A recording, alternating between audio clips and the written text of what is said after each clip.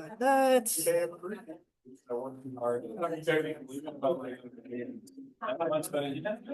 Hundreds of dollars for a show. I'm not a big deal. $5.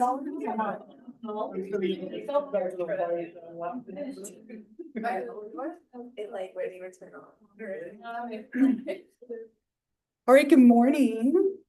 How's everybody? Ready for the weekend? For the Super Bowl? I'm ready for the Super Bowl because I ordered a chocolate football cake yesterday for the Super Bowl. So I'm very ready for it. Yeah. Yes, me too. I'm very curious to see what happens with all the music for the Super Bowl. So, my kids are more invested than ever. They love like Green Day and Bad Bunny, so they're like, "Let's go for the Super Bowl." I'm like, "Are you really excited for the football?" They're like, "No," but for the music, yes. So I'll take it. That's fine, right? I watch it no matter what. But I'm ready for it for the cake. Super Bowl's an excuse for good food. You really need an excuse. No, I don't need an excuse for cake either, or for food. All right, so we'll jump back in. We'll jump back into where we were last time. We ended here, right? So we talked about naturalistic observation, analog observation, journaling, which is like self-monitoring. So we have a few more to get through. Some fun ones, I think, today. We'll talk about Rorschachs and TATs, which are really interesting as well. But the next group of ways that we can assess people, personality inventories. These are fun too, I think. Personality inventories are typically like written tests where you answer a bunch of questions about yourself. And it gives you kind of like a printout or a profile of your personality characteristics. There are quite a few of these that are used. The biggest one by a mile is the MMPI, okay, which is currently in its 3rd edition. They just updated it recently. This was in desperate need of being updated, but it was updated in 2020 to now it's in the 3rd edition. And the MMPI is the most widely used personality inventory in a clinical setting. And it's long. The old version, the MMPI-2 had 567 questions on it. The new one has 335. So shorter, so much more reasonable, right? But they're all like true false questions. So it only typically takes people about an hour to do. So you take something like this and it contains a bunch of different scales, which your book kind of lists out for you. But when you finish this test, it'll give you like a profile of where you fall on anxiety, depression, schizophrenia, how introverted or extroverted you are, your gender identity. It really like tries to measure quite a few different things. And this could be helpful for diagnosing, right? It has a lot of psychopathology information on it, like anxiety, depression, schizophrenia, and so on. A lot of questions that are asked about those things that could be helpful for formally diagnosing someone. Now, there's another personality inventory that's much more accessible, and I imagine a lot of you have taken it, but I have like a shortened version of it here called the CSI, the Cognitive Style Inventory, and it's forced choice, which I, as a Gemini, hate, but you have to pick one. So I'm going to give this to you, and this you're not giving it back to me. But some of them look like this and some of them are front and back. So sorry, a few of them are different. But I'm gonna give you a few minutes to take this and it's gonna give you a 4-letter type. And I imagine some of you might already know like your Myers-Briggs typology indicator type. And if not, this is what that is based on. Very, very popular test.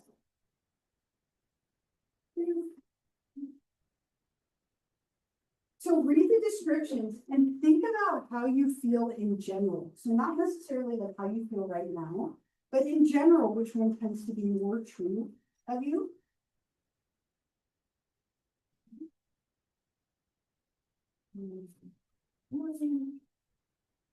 I'll give yours to that one.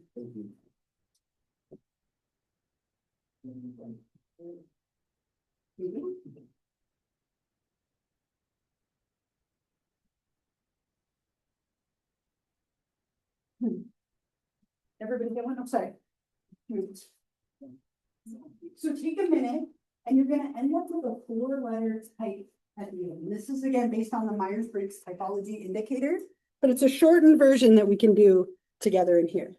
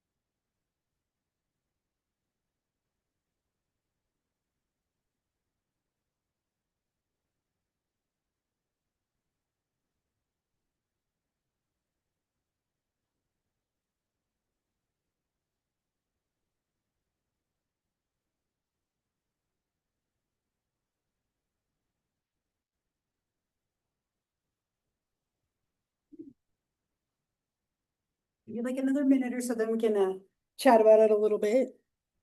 There's also a website up at the top. If you want to know what your type means, you can go on there to find the results either now or later, but that's where you can go from where this test was. Yeah, yeah, 16. Yeah.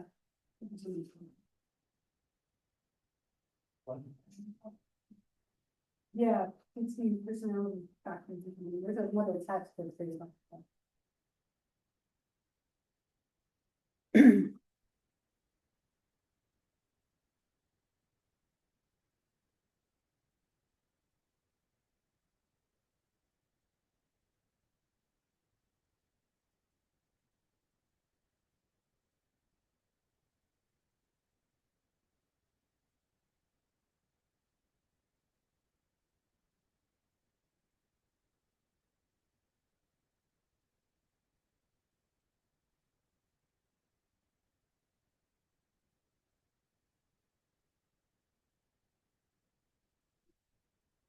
Right. Most of you look done. If you're still taking it, that's fine. You can keep taking it. But this is based off of Carl Jung's like Myers-Briggs typology indicator. He was one of the first to kind of coin these ideas of like introversion, extroversion, and trait theories and ideas. But it's a very commonly used test for careers. If you go to like our college and career center, they often will give you this test, like a formal version of it where you answer yes or no to a bunch of questions. Because there are oftentimes career types for different 4-letter combinations. Just to share with you, I am an ISFJ, if you were curious. Any other ISFJs in here? All right, one or two, a couple. So the interesting thing about this test is it's got a pretty good amount of like reliability and validity and standardization to it. How many of you though were torn like 50-50 at some point taking it? A lot of you. So if you're curious, if you go to that personalitypathways.com, there's a lot of ads that pop up on there. But other than that, you can actually take the test on there where you answer yes and no to a bunch of questions. And it might be a different result if you were like on the line. But look up your type later if you're curious. It tends to be fairly accurate. And it's funny because in my head, I think of myself as an extrovert, but I'm an introvert like by a mile every time, right? So the definitions sometimes in our mind are a little different from how they define it. But that's a really commonly used personality inventory, much more accessible than this one, which must be administered by a clinician. It's 335 questions. It takes some time. But this one is really popular to use for like pathology in terms of diagnosis of that. Any comments about inventories or your results or anything here before we keep going? Yeah. Personality is, do they use something similar? Yeah, right. So this will actually assess that as well, right? The MMPI. We'll look at the different personality disorders as well for like where you might fall on those. Yeah, yeah. Along with that, can one doctor have like the all say, like if they label somebody as schizophrenic? Yeah. You know how like that could possibly cause damage? Uh-huh. How can that be like, I guess, how can the medical field stop that from happening? Yeah, and that's a problem, right? Let's say that you go to a doctor, or a psychologist, a psychiatrist, any of those, and they diagnose you with something that tends to stick with you, right? Like if any of you have ever received a label, like whether it's medical or psychological, it tends to be something that you hold on to, right? And it may or may not be accurate. I wrote a lot about this in the little book that I wrote, but when I was a teenager, I was diagnosed with borderline personality disorder, which I do not have at all. But for like a good 10 to 15 years of my life, I held on to that like a badge, right? Like it was like, that's what I have, right? I was told I have this by a doctor, I have it. And I didn't at all, like it wasn't accurate at all. And so that's a really unfortunate thing that happens with labeling someone, which is, we'll get to that later a little bit too. When you label someone with a disorder, sometimes that can affect the way that people view themselves, the way that other people view them, and it might be wrong, right? It is an unfortunate thing that sometimes happens, sadly. So if you don't agree with the diagnosis you've been given, you can always go to another person and see if it's a little bit different. That's one way around it. Sorry, I don't left, yeah, I left with you because Yeah. I was misdiagnosed in the military. Yeah. And based on BPD Mhm. over the PTSD. Right, right. All the bullshit that happened. Yeah, and that's a really commonly confused one. So in the next chapter 5, we'll talk about CPTSD or complex post-traumatic stress disorder.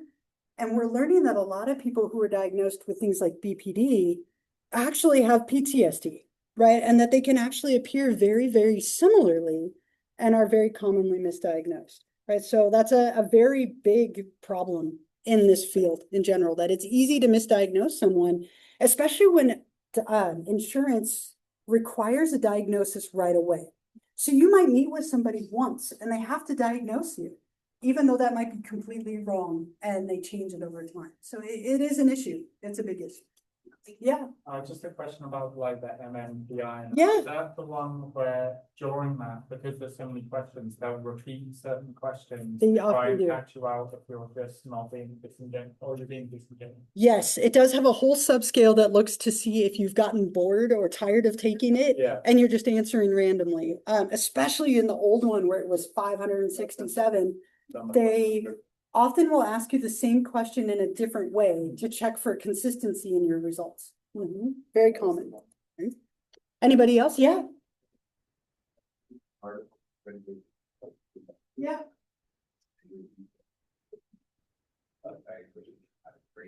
Yeah. Was using this inventory as a way to say that it was called like the fake bad scale. So if they didn't pass through, would say that they were lying about Right. brain injury, such as break like an unseen injury. Yeah. To this claims for insurance purposes, and I have defense neuropsychologist.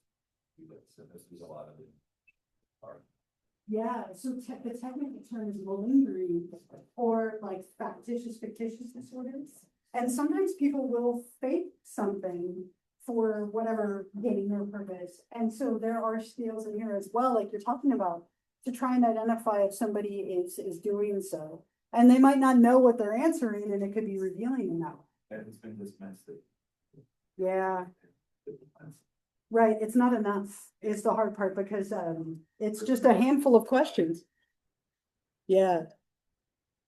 All right, the next one, projective tests. These are wildly interesting, not the best on the validity and reliability stuff, but they're very interesting tests nonetheless. So I have a little task for you to do.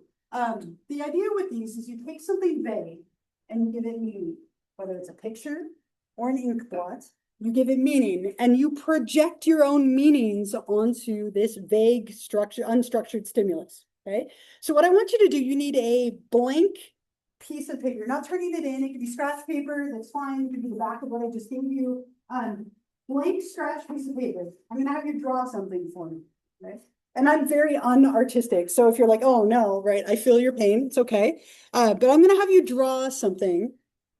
And I'm gonna give you something that might frustrate some of you because I'm banking on the fact that you don't know what it is. Which is maddening. If you're a concrete thinker like me and you want to know what you're drawing, like I'm so sorry you're gonna glare at me a little bit for this, but that's okay. What I want you to draw on your piece of paper is a blivet. This is a very obscure thing on purpose, because what I want you to do is draw me whatever comes to your mind when you think of the word blivet. Now, if you have no idea, you can be creative, but I will say that drawing nothing is also meaningful, so draw something. But what do you think of, or what comes to mind when you hear the word blivet? Draw that on your piece of paper.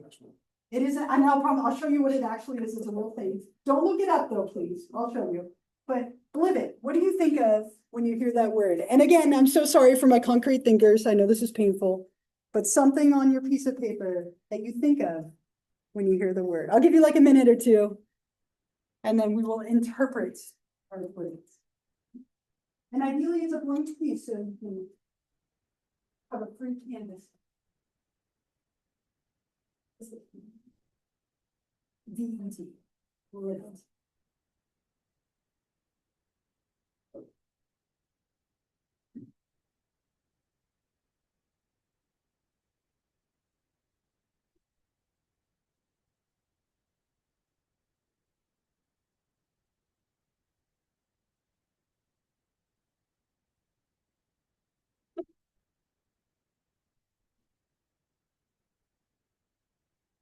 Otherwise, I walk by, you're like, don't look at it.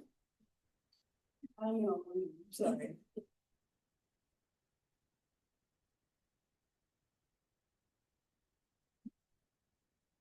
I can say so far I haven't seen two of the same thing.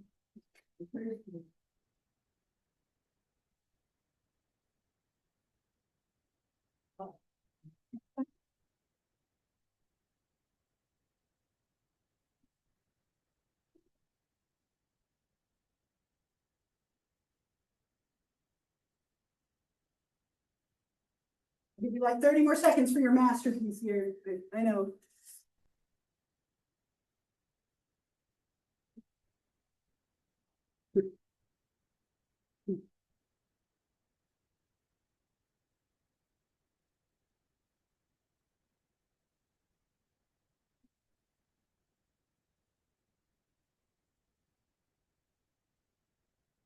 Done being in pain. Here's some of you have that. Like, please, like, can we be? Can we done? So I'm going to show you what a blivet is for real. Okay. And then we'll talk about the point of this. This is a blivet. It's a real thing. It's an impossible figure where like the prong kind of appears and disappears. I purposefully picked something really obscure, banking on the fact that you didn't know what it was. Okay. So again, sorry for that. But this isn't the point. The point is I had you draw something where you didn't have a lot of guidance. And that's very similar to what happens with projective tests. You project or put your own meaning into whatever you did, right? Every single one of you drew something different. There's some kind of themes. A lot of you drew some like creative swirly things. Some of you drew tools or like some kind of box or line. But the interesting thing is we can generally make some conclusions from a few things when it comes to projective tests. They may or may not be true, but let me share some of them with you, okay? So this could be because you were feeling insecure about the task, or it could be true, hard to say. So in general, and this is why I told you to have a blank sheet, the size of what you drew can be meaningful. Okay? So if you drew something really, really small, it might indicate that you tend to be shy or insecure, or sometimes struggle with like confidence. It could also be that you didn't have confidence in the task or your drawing ability. Okay, so you have to kind of keep that in mind. Something really big tends to indicate that you are confident, that maybe you're assertive. If it takes up the whole page, maybe you are even aggressive or dominant. Okay, again, generalizations may or may not be true. If you drew nothing, right, you were so overwhelmed by the task, or maybe you don't like to be alone, or you don't have a lot of confidence, right? All those things could sometimes be true. Or you were overwhelmed, like I said. Was it literal or creative, right? That might relate to your personality. Some of you drew like tools, very concrete, like literal things. Other people drew like little creatures or like things that were made up. Are you a more like creative person or a more concrete thinker? That can be something that was represented. The pressure that you drew it with can matter. Is it very light or very heavy? That tends to indicate your energy level, right? If it's very heavy, you had a lot of confidence or you have more energy. If it's very light, maybe less confidence, less energy. Was it detailed or simple? Again, can reflect your personality. Was it at the top of the page, the middle of the page, or the bottom of the page? And I saw this all over the place, like top, middle, like bottom, like they're kind of all over. Top of the page, you tend to be more optimistic as a person. Middle of the page, more realistic. Bottom of the page, pessimistic. And again, these are like vast generalizations, so they may or may not be true. But when we give people projective tests, we're looking at kind of trends and themes, and sometimes they're true and sometimes they're not. Okay? So you can destroy or hide or move on from your bullet. I use this in my interview here. When I was interviewing for this job, I made them all draw bullets. But like, it was fun to do. I made all my psychology people do this in my interview, in my teaching demonstration. But with these tests, there are a bunch of them. Okay, one really, really interesting one before I get to this one. There's one called the Draw a Person test, which builds on a lot of the things that you just did. Very commonly used with kids. We oftentimes ask children to draw a picture of this. Like a therapist might do this. And we look at what are they wearing? Who else is in the picture? What else do they reveal in the picture? Like, so let's say they have a family where they have a mom and a dad and a sibling. What do they draw all those people doing? Do they include everybody or not everybody? Like little things can be meaningful. Buttons represent vanity, right? Like hair length, like can be meaningful for gender. Like there's so many little things that we look at, but the Draw a Person test is a really big one, especially for kids, very commonly used as like a conversation starter, and it gives them a chance to do something creative and concrete as well. I know you like movies, so it reminds me of Daddy's Home. Yeah. At the beginning, where he's like, well, at least I'm in the picture. Right. She's stabbing him or whatever. He's like, well, But at least I'm in the picture, right? Like, he accepts me. Well. right. And like, do you include them or not? And what are they doing? All of those things could be meaningful. Not always, but they could be. End of the page, and it's like mom, dad, brother, and then stepdad. Right. The space can be meaningful, like all of it. Yeah. So I asked my sister to draw on the computer. What she looked like. And so where did she look like treated? Like I should have like a rich like community. You know, I showed it to my mom and I was like, oh, that's really interesting. And so kids have their imagination of what like teacher looks like, mean and evil, and so that can kind of influence their images on how they perceive the things. Very much so. And it could also be their mood that day, right? Like if you just punish the child for doing something, they might draw you in a very unfavorable light that day because they're mad at you, right? Like, or they're happy with you or vice versa. So taking into account someone's artistic ability, their mood, their creativity, all those things matter, which is why these aren't the best tests. They're never used alone, but they're really interesting. There's another one called the Complete a Sentence test. or sentence completion. And you give people sentences like, I am blank. And you have to fill in the gap, happy, stressed, whatever, right? A teacher. I did this to my partner the other day. I was all like, I am what? She's like, a teacher. And I was like, oh, that's great, right? Like very concrete of you, like that's true, right? Everybody's going to answer somewhat differently. Like with the first thing that comes to your mind. When I look in the mirror, I smile, laugh, cry, right? Like wave, like what? Everyone's going to say something different.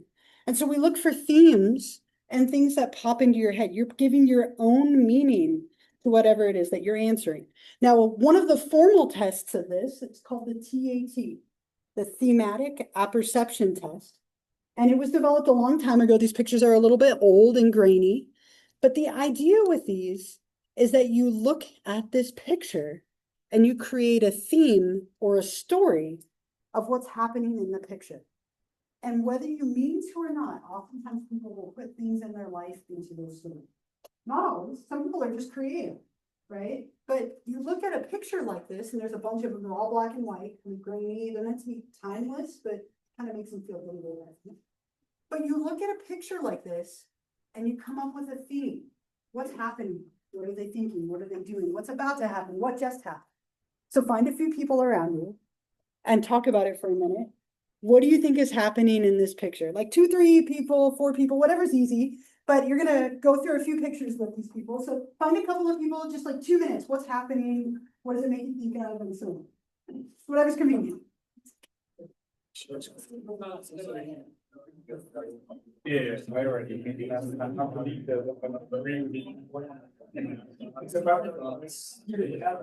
It's about.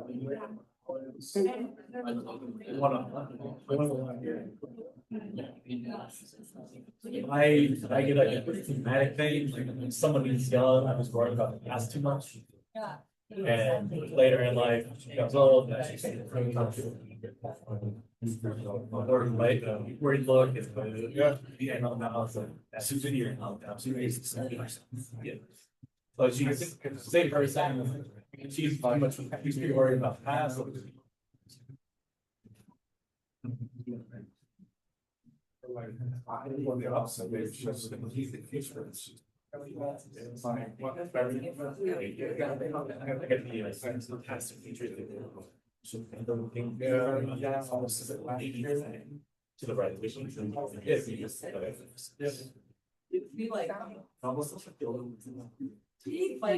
Like they're friends.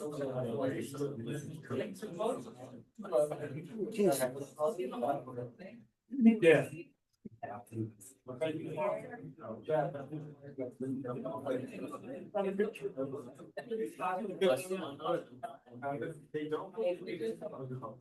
They're both.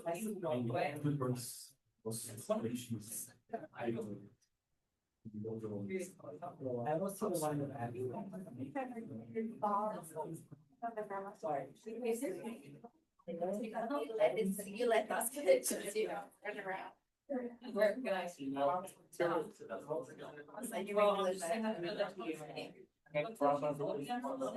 I'm dying to hear what you think, and with these, there's no right or wrong answer.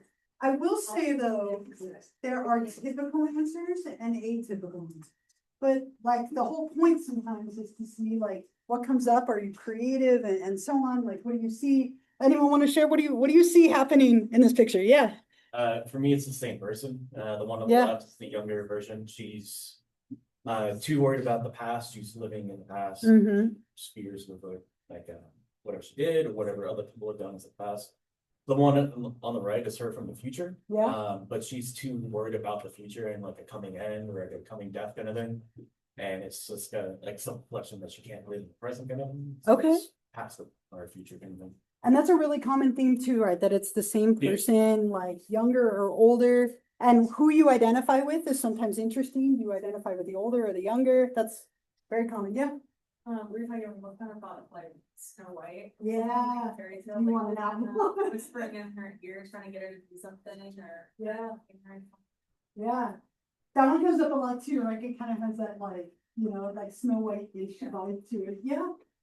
Looks like to me, she's holding her, old lady's holding her. It's like, Ooh, okay. Plot thickens for her. Okay.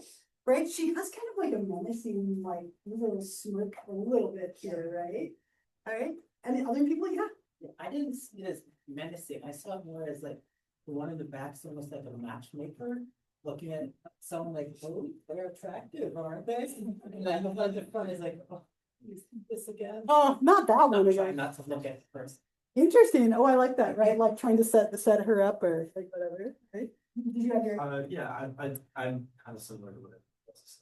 I think both of them is just sort of spreading the influence here. Like maybe even a joke, like neither of them look uncomfortable. they don't, right? Like, I don't know, the older woman looks happier than the younger woman does for sure, but the younger woman doesn't seem on top of it and like. Okay, okay. all this like, I thought it's like a family portrait. Sure. I think the younger woman, that looks resentful. In a way for her. Oh, okay, okay. I like you right, her eyebrow is definitely got a little bit of a tone to it, right? Other thoughts? It was all different. I think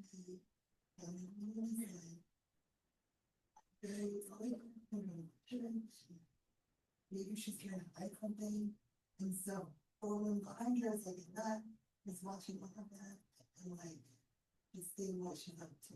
Okay, great, yeah, and a lot of themes of like that's like a nun. I think of Valak right off the bat. I'm like, oh, that doesn't look like Valak, but I like couldn't help but think of that movie, like for whatever reason. Yeah. I also thought it was like the same person, but the way I took it, she was like reminiscing on like the younger version of herself. Yeah. Like, she looks like the way she has her parents, looks like she's like thinking, like reminiscing, Yeah. and like reminding herself like of growing up. Okay, great. Did anyone see the person in the front as male? They purposefully made the person a little bit like androgynous, like kind of like, most people see the person in the front as female, but every now and then people will identify that person as male. Interesting about the older person in the back. Sometimes people point out the bony fingers, right, as like something related to death, right? Like that she's not alive anymore. Like, so people sometimes hone in on details or like the big picture. Everything that you mentioned, very typical, right? Matchmaker. Hold on, please. Yeah, right. Now I have that in my head too. It was like matchmaker, man, make me a match, right? Like I have that in my head now, the second you said that. But it's really common, like all the things you said, nothing abnormal, right? Like very, very typical themes. Here's another one. This one's much more rich in content, we'll say. So again, with your group, what's happening in this one? This is the last one for the TATs, but lots happening here. So talk about it with your group again. What do you think is happening? No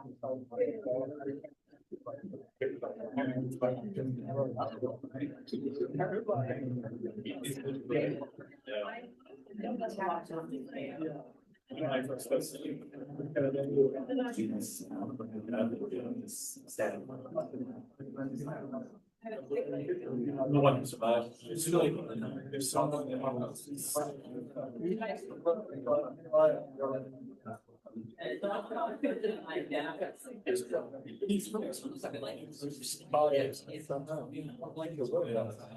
Look at him.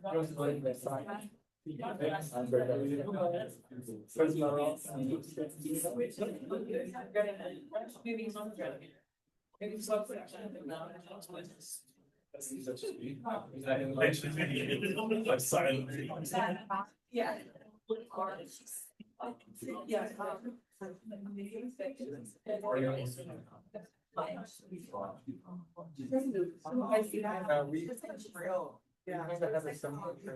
Yeah. But all this different, like that, and deal with some styles, like, so you're, these guys.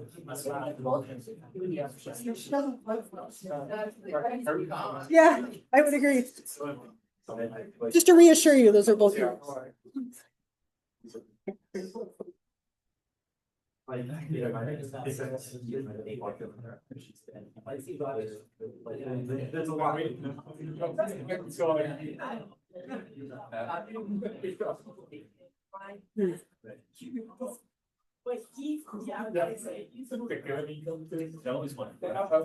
What is the process like this? I can tell stable proposal. Yeah. That's supposed to be something. Do you know about it? Sorry, we do.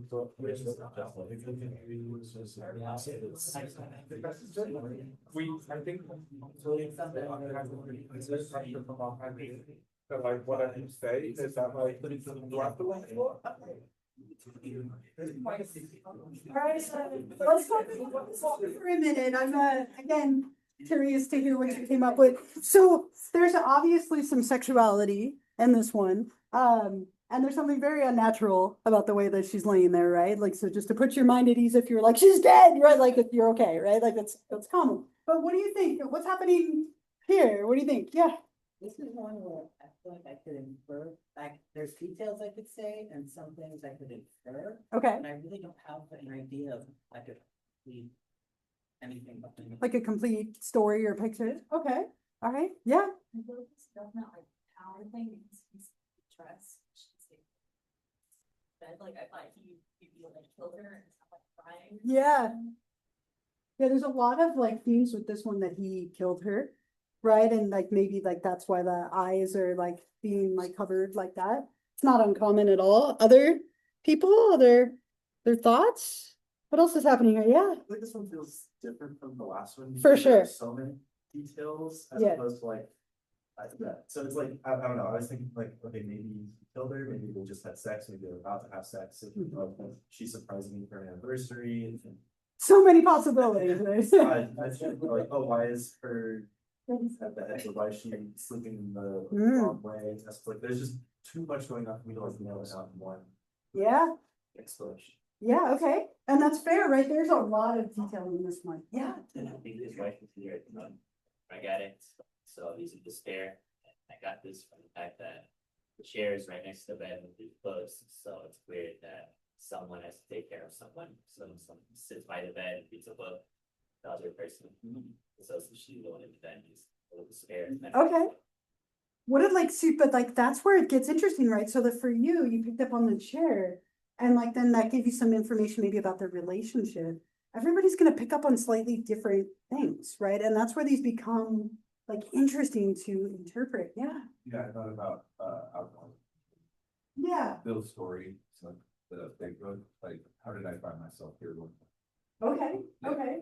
So And like, if the drunk, the alcohol, cheating, what? ooh, okay, so cheating on his wife, you were like, that was his wife. Like a lot of themes of cheating and affairs come up with this one.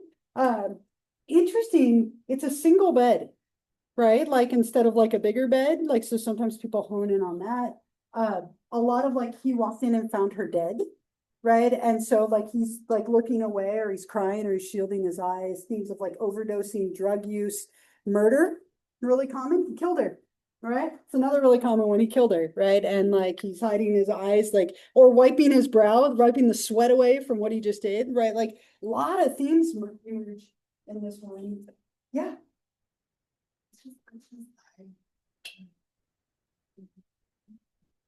There's a lot. There's a lot happening in this one. So let me give you an example of like an atypical response. Okay, which I don't feel like anyone provided. And maybe you like, if you had one, you kept it to yourself, which I wouldn't blame you, right? But like, sure, yeah. Okay, so like with this one, his eyes are tired from reading the books on the table. Okay, you completely ignored the sexuality and the like topless woman in the picture. You ignored that whole theme, right? And so like that one might indicate like discomfort with sexuality or discomfort with what happened. Like, so his eyes are tired from the books, right? Or maybe you just focus on the painting up in the corner and you ignore the people altogether, right? Or what we tend to do with these is look a lot for themes, right? It's called the thematic apperception test. We're looking for themes. So let's say this is a dad, he just walked in and found that his daughter had committed suicide. Okay, and he's averting his eyes because she's like half naked, but she killed herself. And then we go back to this one, and it's an older woman who just told her granddaughter that she's thinking about taking her life because her health is poor. Now I have two where I have a theme of suicidality that has emerged, right? And all of a sudden, like maybe that means that that person is depressed and thinking about suicide, right? Maybe not, right? It's up to the therapist to kind of figure that out. but people oftentimes, there's like 36 of these. So people reveal little themes unintentionally, or they might just be wildly creative people, right? Like some people are wonderfully creative storytellers, and you have to learn to tease that out. But like, again, like an uncommon one here, like this is, she's dead. Okay, the woman in the back is dead, you can tell by her bony fingers, right? And she's haunting the one in front of her, like themes that are just kind of a little off, right? And again, it could be meaningful or not, but when people keep bringing up the same idea, it tends to be something that's on their mind. More commonly used than this one is the Rorschach ink blot test. Okay, the Rorschach was named after Herman Rorschach, the guy who invented it, back in the early 1900s, 1921. I won't ask you that, but in case you were curious. What he did is he literally dropped the ink on a piece of paper, folded it in half to create a mirror image, and he would show it to people and say, tell me what you see. Now, these ones are much more like ambiguous, right? Like it's not people, it's ink blots, but people still tend to see things in the ink blots. How many things you see can be indicative of things like intelligence and creativity, whether you focus on the black or the white. Some of them have color as well. And again, we look for themes very, very commonly, right? So what are some of the things you see in this one? What? Oh, over here? What? That's the term for seeing. Oh, I'm sorry, say that again. Pareidolia. I'm not sure, right? Yeah. What do you see here? Yeah.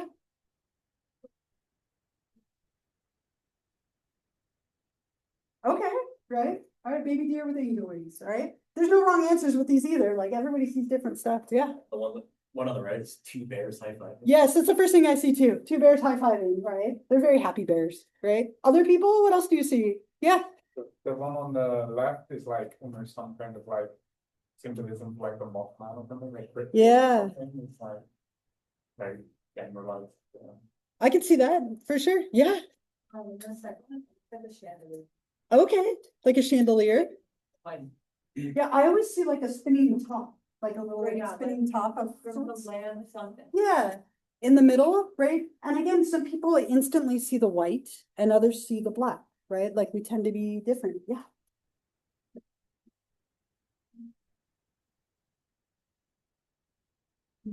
Okay. Okay. Yeah, bears are commonly seen in that one, or two people high-fiving, like is another one. Anything else with these? Yeah. And on the right, I kind of see like a clown. I don't know. Yeah. Like the eye. Mm-hmm. Yeah, that's common too. A lot of people with this one will see like a pelvic bone or a torso, like is another like common one here. I almost see like a warlock kind of figure, like this is his collar and his hands. Here's his torso, legs and feet. I don't know where his head went. Detail, right? But like people will see different things. And the more you look at them, the more things you might see.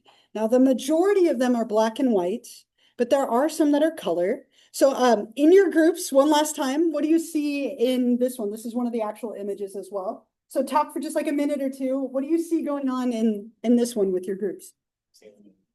Medieval battle terror.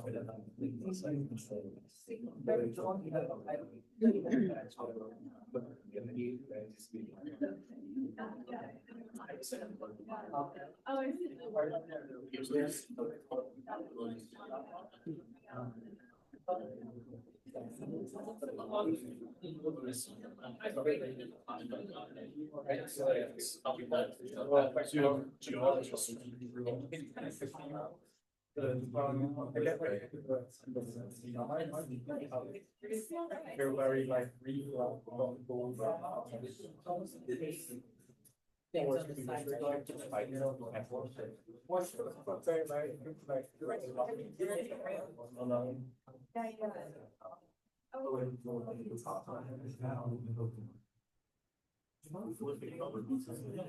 Things on the side. Yeah.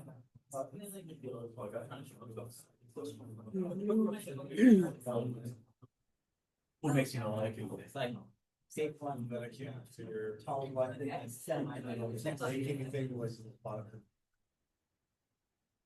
you.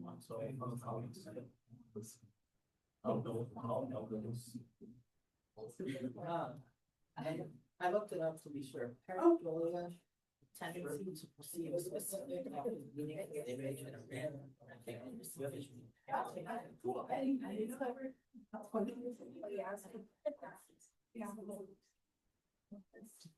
All right, what do we see happening in this one? This very colorful image. Anyone want to share what do you see here? What did it make you think of? Yeah.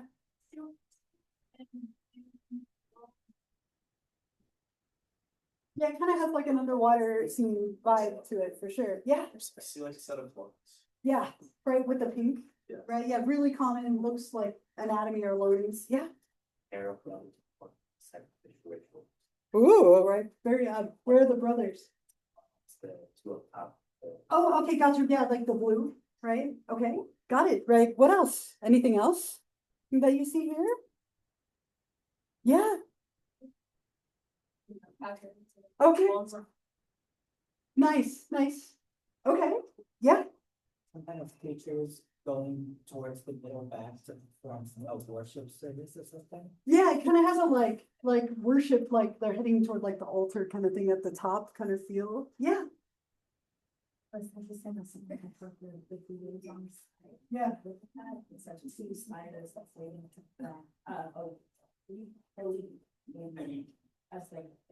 Oh, yeah. Like kind of the green, right? I can see that. Anybody else? Anything else here? Oh, I'm sorry, I didn't hear. Yeah. Yeah. Right, kind of has like a bug or like kind of like a lot of carnage. I'm not sure what's happening there, right? So this one to me has always been like kind of randomly meaningful for some reason. We have a tendency, like I said, to put things that's happening in our life onto these pictures, right? So not that long ago, we were doing a lot of home repairs. I felt like the first thing I saw was like needle and pliers right here. Like that was all I saw. It was like home repairs at the suppliers, right? Like right there in the middle. And like sometimes when things are happening, we tend to notice that. When my kids were little, they loved Sophia the First, right? This reminds me of like when Sophia goes to like the underwater kingdom and it's like the mermaids, right? Like this is a mermaid, like there's her hair and here's like her bottom, like the blank side. It reminded me so much of that, thank you, of like Sophia the First and mermaids. When we were trying to get pregnant years and years ago, when we were trying to have our kids, I was like, this is an ovary and there's the egg, right? Like I saw little things like that in there. I also see like a scene from Aliens, like the Aliens movies, if you've ever watched them. That's the queen up at the top with the long face, and then like her little aliens are there, like paying tribute or something. I don't know, and that's blood, right? Like it's Sigourney Weaver's blood from Aliens, right? Like so. Sometimes we see different things in these. I just today, so random, just right now, like the little orange thing in the middle. It reminded me, my daughter's really into swim, and it reminded me of the nose plug that they sometimes use during swim meets. Like, never seen that before, just saw it today, right? Like, so sometimes these can be meaningful, other times they can be totally random. But just like with the other, we look for themes. So let's say with this one, I see aliens, right? Like I focus on the aliens. And I go back to this one and I'm like two aliens high-fiving. This is like an alien's face. Aliens represent feeling othered or different or like alienated, right? So sometimes these can be really meaningful, other times not. So again, like not the best with those psychometric properties, but they're very frequently used as like a conversation starter. I think it's interesting how people find, like they fix it on different Yeah. pieces, because I find myself looking at the whole Right. of the picture. Rather than the like, details, So like right? seeing that you know those parts, that's never something that I would have Right. thought of. Yeah. And Now I can't unsee. now you can't, yeah. And the second somebody says it, it's like, oh, right. If you see it, you can't unsee it. There was a game years ago. I'm forgetting the name of the game, but it was like all about these ink blots. Somebody bought it for me as like a psychology game, which aren't always the most fun, but you know, it was an interesting. It was a game of where you had to convince other people what you saw in the ink blot. And if you could get them to see it, you get a point. And if you don't, then you don't get a point. It was awful. My family was like, I don't see it. So I win, right? I'm like, oh, so I threw that game away. But like, it's interesting once you see something, it's hard to unsee, right? And the second someone points it out, you might see it as well.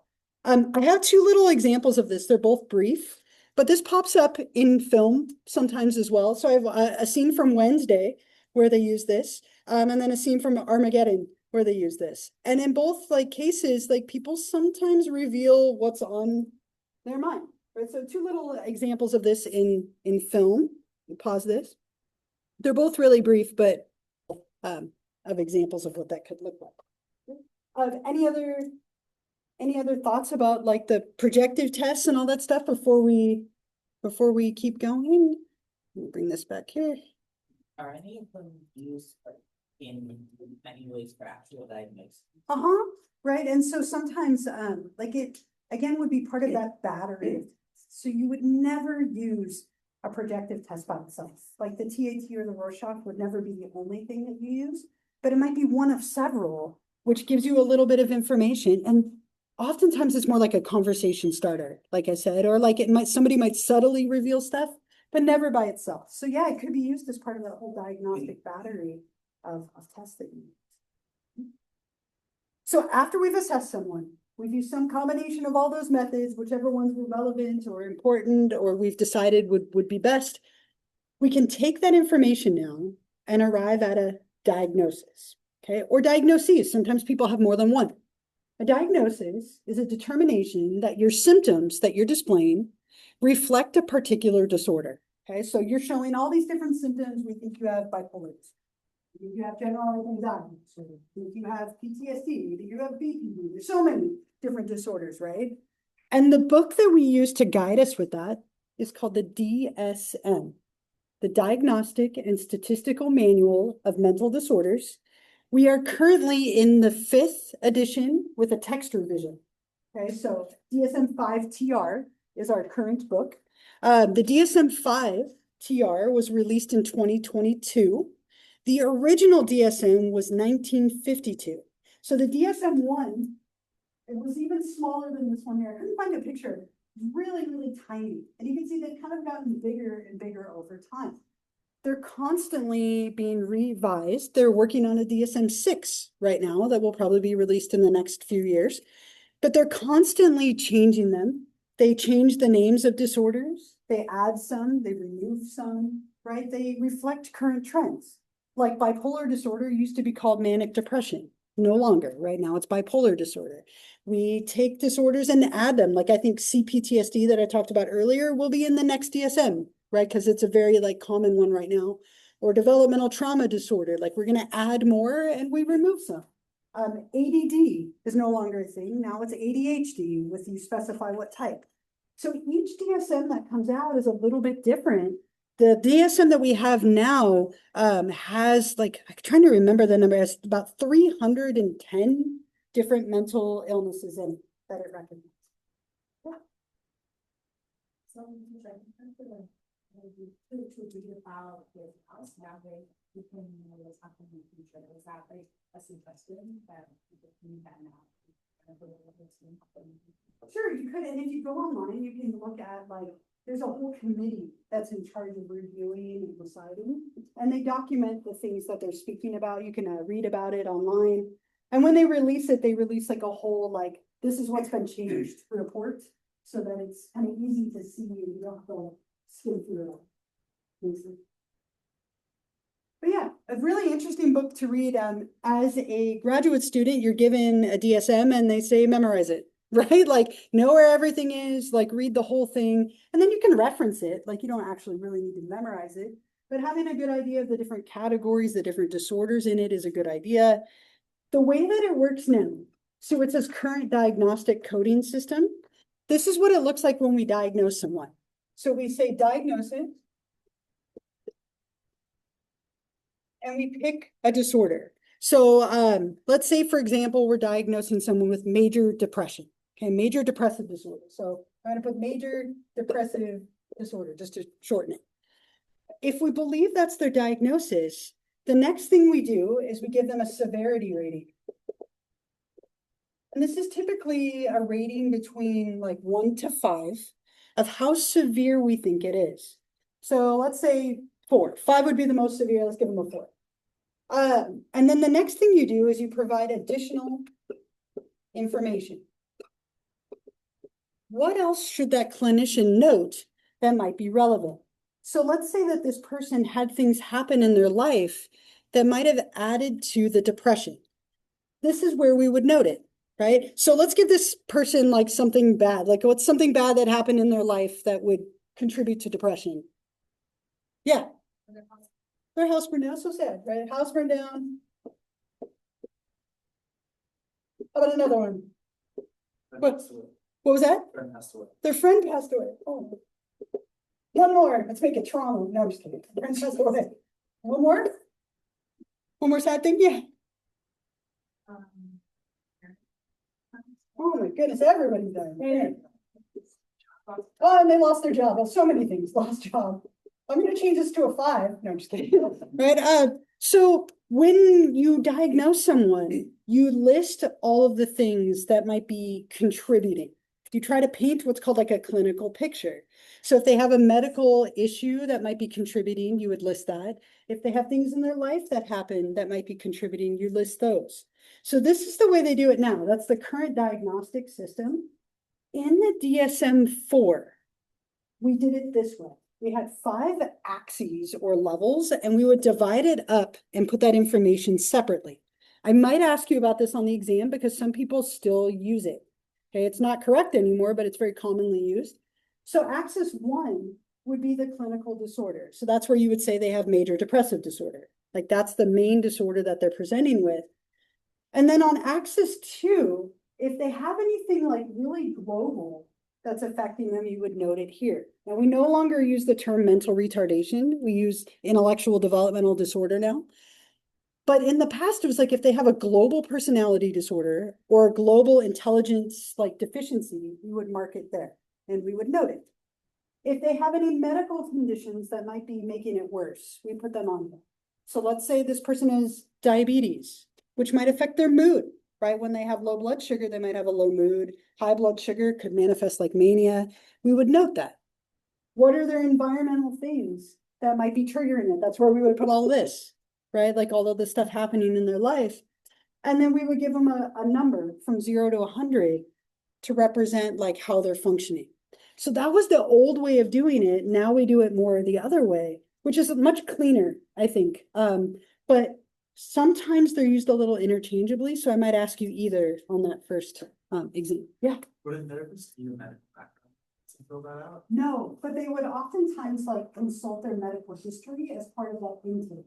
So when somebody comes in for the first time, they often ask them if they have any medical conditions or anything going on like medically. And if it's relevant, they would note it. If it's not, they wouldn't. Right? Yeah. Are there any things in like the DSM, and the best way I can put this, so someone gives like full Dr. House on and it's like, oh, there's not just 5 post-it notes for anxiety, there's something really obscure or. It could be, right? Like, and some people are more detailed than others. Like it could be that you only note like big things. These are all big things, right? But it could be smaller stuff too. And oftentimes like these aren't fixed or set in stone. Like oftentimes people will revise them as they've worked with somebody longer. But as I was mentioning earlier, you are forced to diagnose someone right off the bat. And sometimes it's really hard to do when you've only met with them for an hour. And so you might diagnose them wrong the first time or give them a diagnosis they had in the past, and then it could change later. We talked about this a little bit earlier with your question that you had, that critics of the DSM talk about the dangers of labeling someone, okay? Especially if you label them incorrectly, like we were talking about earlier, right? It can change the way that you view someone. It can change the way they view themselves. It could kind of change reality, right? Like, so if you label someone, they might create like a self-fulfilling prophecy of sorts. Like if someone finds out they have depression, they might get worse for a period of time because they embrace the depression, or they believe they have depression, so they get worse. Or if you tell someone they have BPD and it doesn't fit them, they might hold on to that for years. I wrote about this in my little book. My therapist, when I started meeting with her, we've been meeting for 5 years at this point or something like that. When I came in, I had been diagnosed with borderline personality disorder by someone when I was a teenager, and I hadn't been to therapy since I was a teenager, so they just carried it over. My therapist was like, you don't have that. There's no way that you have that. I'm a specialist in this. You don't have BPD. I brought in a DSM and I fought it. I went through every criteria with her for like 4 weeks. And I was like, yes, I do. I have this. And she's like, nope, that's not what that is. I have this. She's like, nope, that's not what that is. It took us 4 weeks. It took me almost a year to let it go. because I had believed it so strongly as part of my identity. And so there are dangers of misdiagnosing people and diagnosing people in general. But if we know what you have, now we know how to help you. If you have depression, there are treatments that work for depression. If we know that you have ADHD, there are interventions that work for that we can use. So labels are a really, really mixed bag, right? They have advantages and they have disadvantages to them. I have a little homework assignment that I'm going to give you, and it's going to pop up as an announcement in like the next couple of minutes. What I'm presenting to you is the dominant system. Okay, we diagnose people. We believe in mental illness.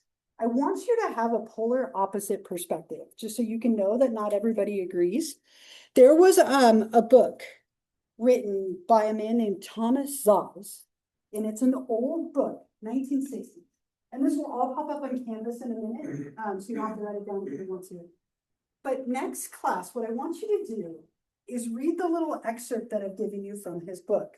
I also audio recorded it, so if you miss the sound of my voice, you can listen to me reading it to you. I mess up on a word somewhere in there and get frustrated, so feel free to laugh at me as you get there, right?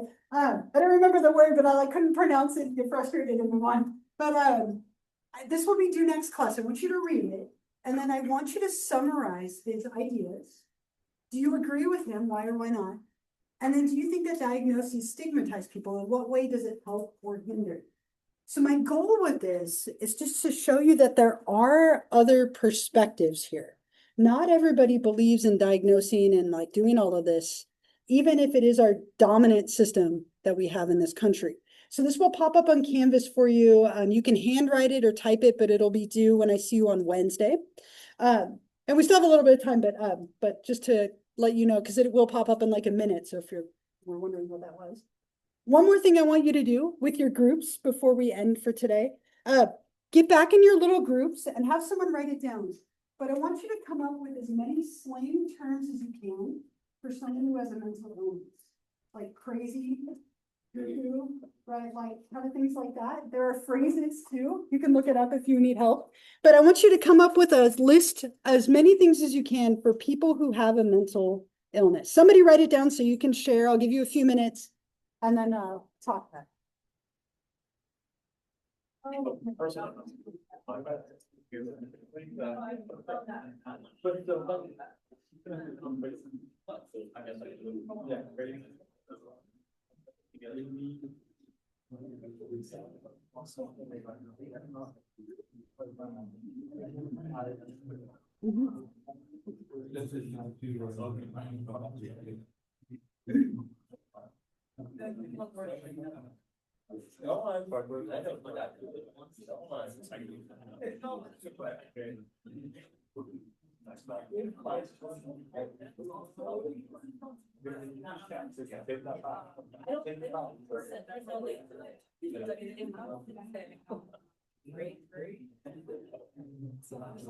I tried the blue one.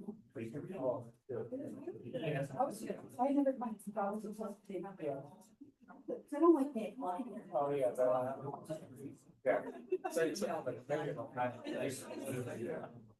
My work cut out for me. It's another good one.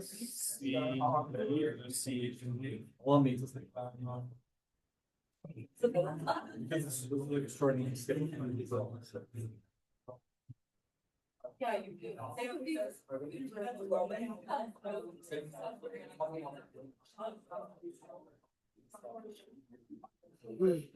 Yeah.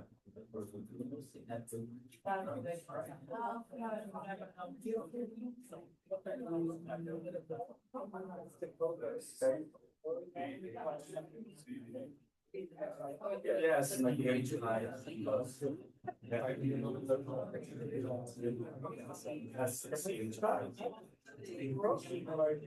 I know, but was that right? There's okay, so kind of a difference. I also have to like a bit of my role now.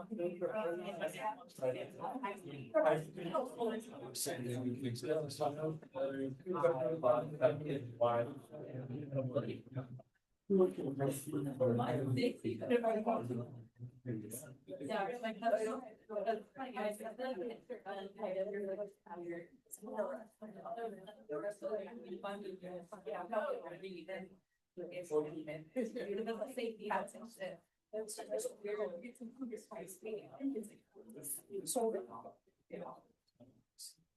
All right, have you exhausted your list, or we?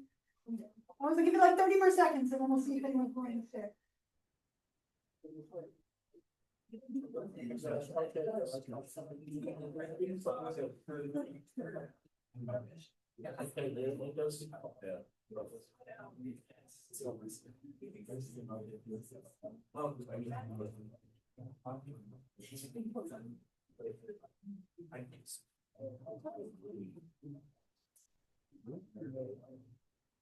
All right. So there's a ton of these. And I think in general, when it comes to mental illness, most of us tend to have this idea that it's like really obvious, right? That you can tell when somebody has one. It's often very subtle, especially if people like are good at hiding it. And we tend to use a lot of labels, like these are a form of labels. Anyone want to share their list? Or like one from your list? Like, what do you got? What are some of your things? You're like, no, right? Anyone want to read their list? Yeah, thank you. What was that? I'm nuts. Okay, yeah. Off the rocker. Off the rocker. I hear that one all the time. I hear a lot of people say schizo, right? Right. You're like, oh, good one. Right. What else? Yeah. A screw loose. That's a screw loose. Yeah. You're gonna see that. Oh, you're like, that was a good one. Other people? What else? Now that we've broken the seal on it. Right? Other things? Anyone else? I have a whole list, but anything else? Yeah. What was that? Retarded. Okay. Yeah.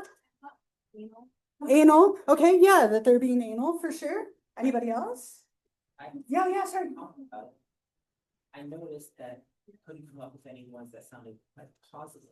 Yeah, they're not nice, right? Like most of the ones that you came up with, can we agree they're not the nicest, right? Like Best I could think of was someone might say creative. Creative, They'd probably special. say, like, Yeah, and like when someone calls you special, you don't tend to think that means a nice thing, right? Like really, right? Yeah. Clinically insane. Clinically insane. Okay, I'm gonna read you my list, right? And some of them are better than others, and some of them have been said, but just so I don't have to censor it. Okay, so basket case, right? Mental, belonging to loony bin, disturbed, nuts, crazy, psycho, spastic, schizo, mad, insane, loony, different freak, they're bananas, wacko, he's an oddball, wears a straitjacket, she's off her rocker, not firing on all cylinders, they have a screw loose, not playing with a full deck, they're mad as a hatter, the lights are on but nobody's home, they've lost their marbles, the elevator doesn't go all the way to the top floor, the cookie doesn't crumble the right way, and my personal favorite, they are a few fries short of a Happy Meal. There are tons of these, okay? Give me like one more minute, what was it? And again, none of them are positive, right? So in the end, after all of this stuff that we do, we give people a diagnosis or diagnoses, and as hard as it is, that is a label, okay? Which can be a very mixed thing, as we've talked about. And then that label helps us to decide where we go from there. Okay, so if somebody has depression, like the example that we had, now we know that there are clinically validated things to help this person with their depression. And is therapy helpful? This is just as mixed as the idea of diagnosing someone, right? Therapy can be incredibly helpful, but it can also be really problematic. Does a person have access to what they need? Can they afford what they need? Oftentimes people might need more than their insurance affords them. If your insurance might say you can have 8 sessions that we will pay for, and you need 80, right? 8's gonna do a little bit, but it just scratches the surface. As a side note, as students here on this campus, you are entitled to free sessions of therapy here. And I don't know if you knew this or not, but like in Fountain Hall, because they've moved right now because of the construction, upstairs in Fountain Hall, if you go in there, you can make an appointment and you can see a therapist up to 8 times a semester for free. You don't have to ask your parents, you don't have to ask insurance, it's covered by your student fees and it's completely confidential, right? And that is a gift because a lot of insurance carriers don't cover the amount that people need. And so there are certain types of therapies that are better for certain problems. And in general, when people have access to the number of sessions they need, they tend to improve more than if they only have like a limited access. So just as tricky as diagnosing someone is figuring out how to help them. And as we go through all the disorders, we'll look at the types of therapy that are best for each disorder, because there tend to be better ones or more supported ones. But don't forget by next time, and I saw that it popped up, I got the message on my phone that it popped up, but on Canvas, make sure you read through this. If for some reason you're not going to be here Wednesday, make sure you email it to me so you still get credit, okay? I would hate for you to lose those points, or give it to a classmate if you have friends that are with you. But this will be due on Wednesday. We'll talk about it for a minute or two, and then disorders, right? Chapter 4, anxiety, when you get anxious in there. Yes. Yes. On Monday, yeah, Monday, right? Oh, today's, I'm sorry, on Monday, I meant Monday. I'm thinking it's Monday. On Monday, we'll do. I'll see you on Monday. And then we have class on Monday. Yeah, sorry, it's due on Monday. I'm sorry about that. I was off by a day, right? Okay. Have a wonderful weekend. I'll see you all on Monday. Monday. No, it's just for